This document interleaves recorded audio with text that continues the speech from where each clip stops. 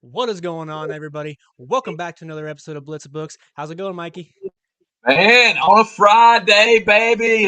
In the words of my late great granddaddy, he used to say, "Nothing can spoil the spirit of a Friday, baby. Let's go." Let's go. And indeed, we were off last week as Mike was on a beautiful vacation. We come back. The previous show, we went 1-1 with two pushes. That puts us now to 17-11 on the season. 61% hit rate. Still pretty good, Mike. I think we can do a little bit better this week. Mike gave out Chase Brown anytime touchdown in that week, and it's tough because I think he almost put up 100 yards, or maybe he went over 100 in that game. A lot on the ground and just couldn't find one in the end zone. But we did cash the 49ers first half, -3.5, -115. That was an absolute beautiful read for you against the Carolina Panthers. I believe that was Sunday Night Football. And then Yep. I gave out the Cardinals +3 and the Chiefs -3, which both pushed. Man, I thought we were gonna get both of those games. A push is better than a loss, though, so I will take Yeah. it. Let's start with this week. I know we both have two game lines and we both have two touchdown props. So why don't you kick us off with your first play of the day? Yeah, you got it, man. Let's. I'm slowly transitioning from. We've been doing college football first half. I'm trying to pick some spots with NFL first halves. Worked out Yeah, baby. okay so far. Keep doing it here. This one kind of scares me though, but it is one of my favorite plays on the board. I'm going with the Bucks. Going with the Bucks -5 in the first half. I found -105 at a faraway place that we can't mention here on the show. You can find some -4.5s out there if you want to pay a little bit of juice. I wouldn't do it. Five's not a key number, really. So I really wouldn't worry about that. I like the reduced juice option there at -5. As long as you're under 6, I'm good with this one here. I get it. Tampa Bay is a very public side this week because they're playing the freaking New Orleans Saints. The Saints are the worst team in the league, not named the Tennessee Titans. Titans will give them that honor, but the Saints are just fade city. I mean, my goodness, this is more of a fade of them than anything else. They're just 2-10 this year, big way. Just 1-5 on the highway. To make matters worse, they could be without Alvin Kamara and Chris Olave once again. Neither one of them practiced on Wednesday. I haven't heard yet as of Friday what they're looking like. But even if they do play, I really don't care. And Tampa Bay needs this game to keep their stranglehold of the NFC South division. And the Saints have just been atrocious, man. In first halves, really for the better part of 2 years. You check them out against the spread. 5-15 against the spread in their last 20 games during the first half. My goodness. Also a tough back-to-back roadie spot for the Saints, or as we used to call them, the Aints. I think they were the first team to start the paper bag over the head where the fans were, kind of Yep. embarrassed to be at the Yep. game. Yep. Funny. But anyway, yeah, going with the guy Baker Mayfield, like him quite a bit. I know he's limited in practice a little bit on Wednesday. He's been banged up all year long, but he's just a gamer. We know he's going to play. It's fine. I expect him to play and play well here at home. Also, a small chance. I hadn't heard the latest news, but I hadn't heard the good news. Mike Evans and Jalen McMillan both finally back at practice. Could maybe one Mhm. of them come off IR, maybe both. Don't know yet. Kind of a wait and see game time decision. If they do play or one of them plays, it's even better for us. But I feel pretty good about laying the points in the first half here with Tampa. My power rating on the Saints dead last in the first half. Yes, even worse than those Tennessee Titans. So really, just a fate of the Aints here, big way. Any thoughts on this one? I hate to take a public side, but the public does win sometimes. Yeah, the public does win sometimes. They're not always wrong. I did not look particularly at this game. I don't really like the 8.5 full game. I actually think maybe the Saints can cover that 8.5 actually. So I Yeah. think the first half is the only look you can look at in this game. Crazy to say. It's hard to believe that the Saints could keep this close, but the Bucks really haven't shown us much this year as far as being able to separate from opponents. Meanwhile, the Saints have been pesky in some games, so I can see them keeping Mhm. within the 8.5. I don't know. The Bucks could easily win this game by 10, so I think the best bet is that they take an early lead. That this game is more important to the Bucks. I like the fast starts.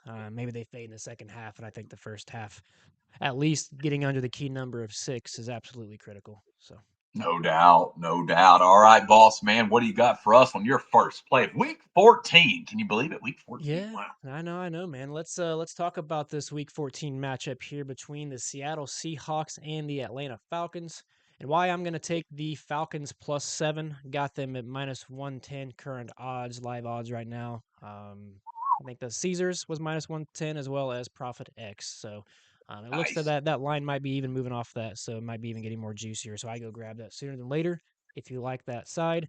Now I get it. Atlanta is not the team that anyone feels excited to bet right now. They've lost 6 of their last 7 games and coming off a brutal loss at the New York Jets. And the offense has really been inconsistent. And Seattle obviously has the better record. So on surface, I think this does feel like an easy Seahawks play. But I think the market tells a different story here, which kind of got me looking into this play in the first place. The line opened up pretty high, 9.5. Despite Seattle taking over 70% of the public betting tickets for the majority of that entire time, the spread has moved all the way down to +7 most books and has stayed there. Meanwhile, only 22% of the money is backing Seattle, most likely meaning that larger wagers and more respected wagers are on Atlanta, causing that move of more than two points. When the line movement goes against the public like this, it's rarely random, and I know you would probably agree with that. And Yep. then again, not that always sharps are always right either, but I definitely detect some sharp money pushing on the Atlanta side here a little bit. Now let's look at the matchup here as we can tighten things up here. Both teams have played soft schedules. Seattle ranks 26th in strength of schedule, and Atlanta sits close behind at 28th. So neither has really been consistently tested against elite teams. Seattle's defensive numbers, they really do pop, honestly, off paper. They're third in scoring defense and second against the run. But Atlanta actually matches up better than expected. The Falcons ranked ninth in rushing offense, averaging 123.9 yards per game, and they're top 10 in red zone efficiency, which is huge when taking points in a projected one game possession. Offensively, Cousins is now going to be in his third straight start, and each week I think he's looked a little bit more comfortable. The biggest keys will be avoiding third and long, where Atlanta ranks just 29th in converting on third down conversions. But if the run game is live early and this becomes a manageable pace control matchup, I think the shootout is likely here, and Seattle's not going to be able to pull away. Defensively, Atlanta may actually have the most important advantage in this game: pressure and turnovers. Seattle ranks number 2 in scoring, but they're also 31st in giveaways, giving the ball away, the second highest rate in the league. Many mistakes are a real part of Seattle's identity. Atlanta, meanwhile, ranks top 8 in takeaways, top 7 in sacks, and top 3 in QB hits. So this isn't a defense that Seattle can be loose with. I think if Atlanta can pin their ears back and get to Darnold, they can cause him to make mistakes. As a Vikings fan, Darnold was our quarterback last year, and we saw when he was under pressure, he faltered quite a bit in big moments. Not that this is a huge game or anything for them, but Seattle does need to keep winning. So I think every game stacks a little bit more pressure on them as they continue to go down the season. And against common opponents, both teams are actually 3-2. And the interesting thing here is Atlanta has allowed just 14.2 points per game in those matchups, while Seattle has allowed 22.4. So again, that just speaks much more closer than why public narrative suggests why everybody's hammering the Seattle side here. Is it comfortable betting Atlanta here? It's definitely a struggling Atlanta. No, but I just think the market, the matchup, the numbers all align. I think +7, +7.5 is too much. If you can buy up to +7.5, I would probably recommend that. I can see this being a 7-point game, so we may push our third straight game line in a row, but I just think at least staying under a key number of possibly 8 is a really good move here. Yeah, I love it, Big Way. We talk off air. I jumped on this one on Monday morning. It's one of my favorite plays of the week. Definitely support this play. There's 4 really crazy things I look at, 4 aspects. I don't want to give away the whole story, but I'll give you a little Yeah. tidbit here. In NFL, we're looking for value, perception, spot, and matchup. Those 4 things. So if you're new to capping the NFL, look at those 4 things. Really like getting an underdog that's got the edge in 2 of those 4. And here Yeah. we easily got it because the spot, you and I love this spot. West Coast team traveling east. It's going to be a 10 a.m. feels like to the circadian rhythm on Seattle. I know Seattle's been great. Some people got them Powerade, their top team in the NFL. I respect them. They're great. That's awesome. But it's still going to feel like 10 a.m. to them. That's a big watch. So the spot favors Atlanta. They're also probably going to be a foul mood coming off loss. They're going to be fired up to be at home. Mercedes-Benz is underrated as far as home field edge. It gets loud in that dome. I don't know if anybody's ever been there. I've been there a few times. It gets loud in there. So we got spot definitely in our favor. Value. The spread opened way too high, man. This never should have opened 9.5. Never should have been 7.5. I think this really should have been in that probably 5.5, 6 range at the Mm-hmm. max. At the max. So right off the bat, we get value. We're getting spot, and then perception is the average bettor is going to say, "Oh, well, Seattle's great, and Atlanta's terrible. I'm automatically taking Seattle." Well, there ain't no free lunches in the NFL, so we love to bet against public perception. Not always. I did bet the Bucks just a few minutes ago, so don't judge me. But so 3 out of the 4 we have, it really Seattle matches up decently well against Atlanta, but I don't think it's a slam dunk. You hit on some great points there, Big Wade. Atlanta's sack rate, I believe, is third best in the Yeah. NFL. So the D line can get after Darnold, just like you said, Yeah. uh, can make him uncomfortable.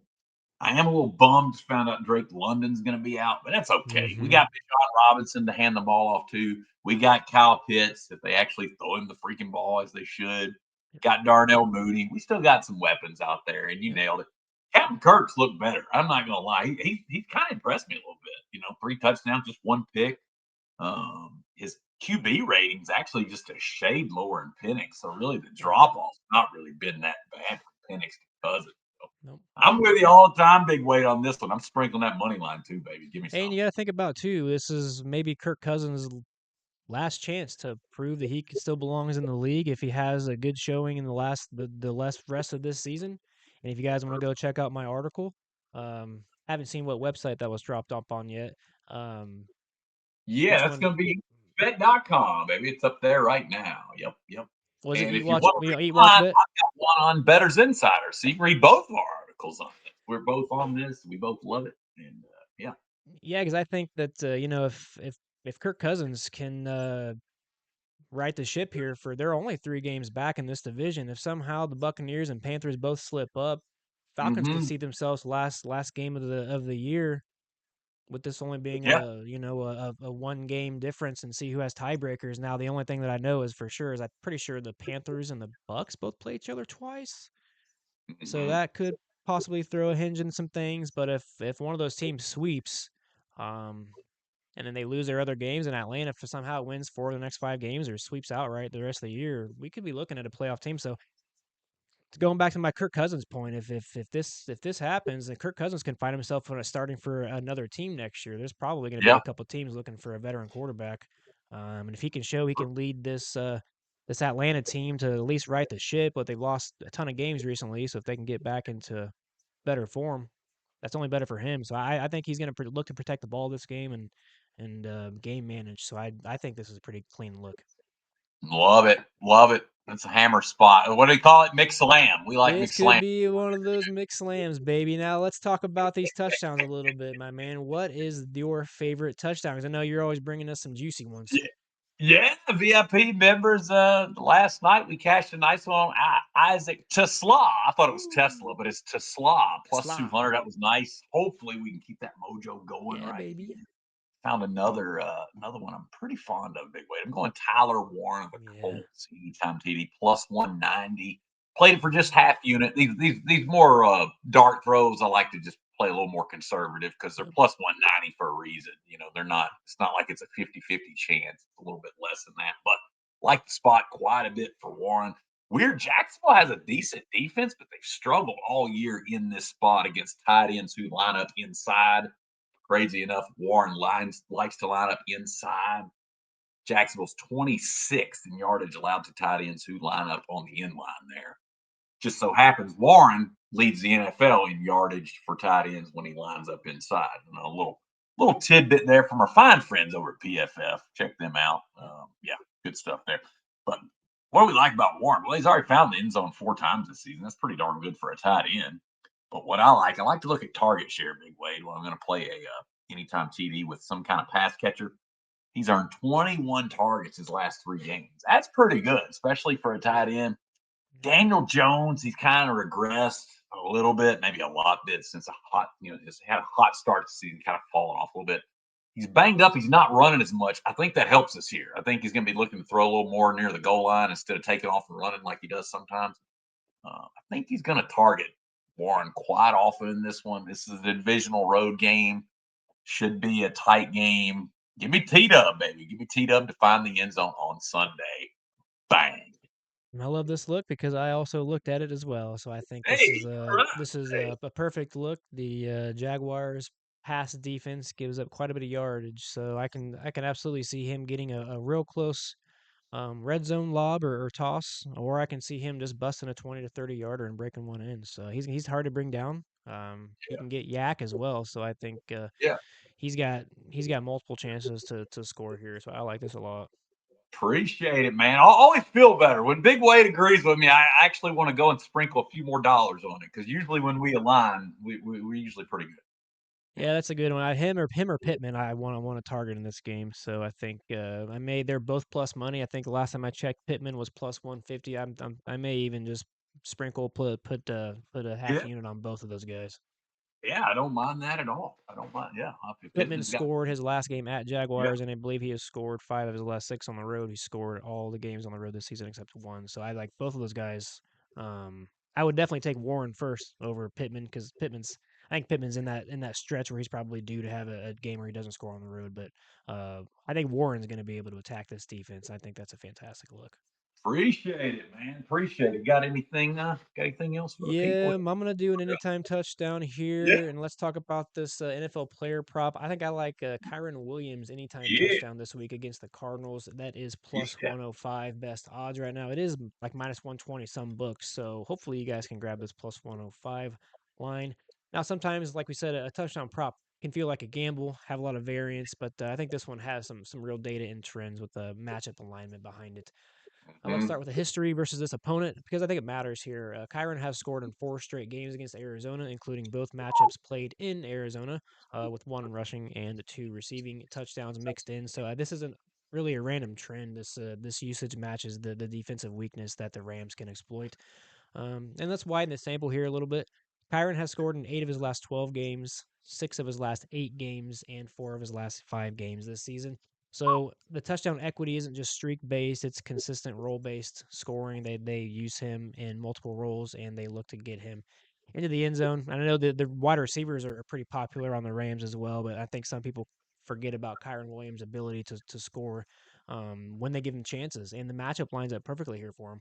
Arizona allows 1.2 touchdowns per game to running backs, which is 7th worst in the NFL, and 2.8 total touchdowns per game overall, ranking 22nd, which is around 11th worst in the NFL.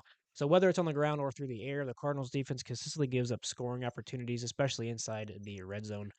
Um, the Rams also rank top 6 in red zone efficiency, and when they're near the goal line, Kyron is usually the first option if they're not going to go to Adams. So, really not a committee. I think it's more just situational, rotational base here, whether they want to feed Williams or they want to find Adams. I just think he's the guy when they get to the red zone. They have an opportunity to hand them the ball, or they can give him a quick toss out. So really here we have a strong historical success versus the same defense, elite red zone usage, a defense that consistently bleeds touchdowns to running backs, and plus money odds on a role player who scores like favorites. So I think this is a good look. 1 unit I would play this at plus 105 if you guys want to go down to a half unit because with the variance that's fine. I know people are probably scared to take him now with Adams scoring. I don't know how many touchdowns Adams has in the last 5-6 weeks, but it's ridiculous. And obviously Nakua can score any game, and then their tight ends are always live to score. So, like I said, you guys can play with this how you want. I'm going to put 1 unit on it, especially at the plus 105 odds. If this was like up where Mike said plus 200, it would definitely be a half unit. But I think he can find the end zone. I think the total was 47.5, and I think last time I looked, it was juiced to the over. So I do think the books think there's going to be some scoring in this game. So we got to find somebody on the Rams to score in this game. Yeah, I love this big weight. You can actually find plus 110 at Fanatics right now if you Hey. got access to that fine establishment. Um, in price alone, you nailed it. It's minus money. A lot of books. Heck, this is actually a direct arb with Novig. Novig has the under a half touchdown at minus 110. So getting that direct arb with a sharp book like Novig, I like that book. Yeah, it's good stuff. What's not to like about Kyron, man? I mean, he scored 10 touchdowns already this season. He scored a touchdown in 4 of his last 5.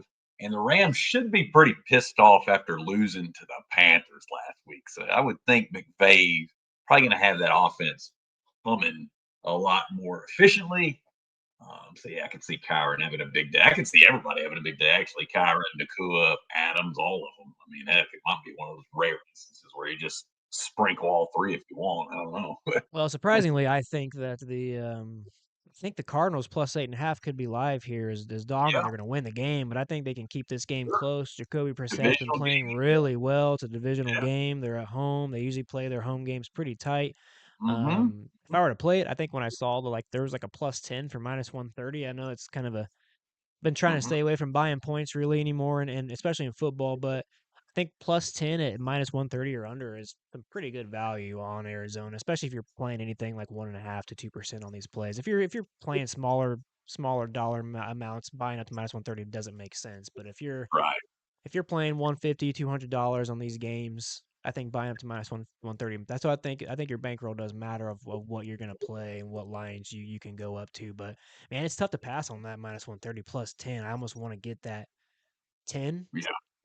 because I Yeah. think a lot of people are going to be on the Rams, Oh especially yeah. coming off that loss. But I think you Sure. got to remember Jacoby Brissett's got like a almost 100 He's quarterback rating over his last like 5 games. Like he's playing some pretty he's good ball.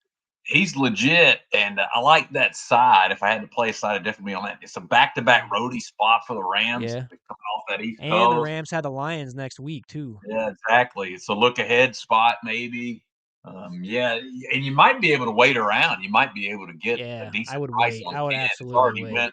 It's already went from 7.5 to 8.5. Most people are going to bet the Rams blindly here. If that gets up 9.5, a cheap buy to 10 at 120. I'm fine with that all day long. Yeah, I'll be 10 to honest with 120 for sure. Even if it was at 9, I think doing plus 9 might even be a decent look in this game. If we you. say that, and then the Rams end up winning 40 to 20, but I just for some reason I feel like this is a spot they got that look ahead with the Lions. They have to know Yeah, that they're on deck, and that game really does matter. Even though this is a divisional game, it's just tricky. It's a tricky spot. That's why I'm not going to probably yeah. officially play it, but I do think the Cardinals spot is the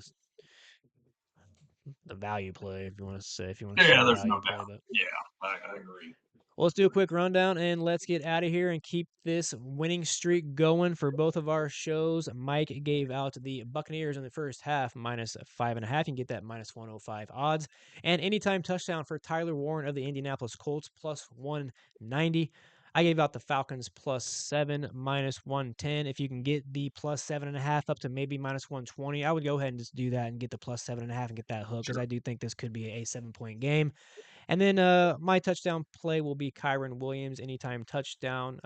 Plus 110 on Fanatics right now is the best odds you can get. So go grab these plays. Let's hit this. Let's hit these at least 3 or 4. Let's keep the 61% streak going. Let's improve on that. We go 3 and 4. That'll be 75%. That'll absolutely move our hit streak up a little bit here.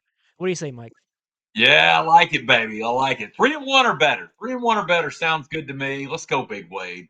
Let's go. Thank y'all Everybody, for you watching. guys have a great weekend. Y'all be good.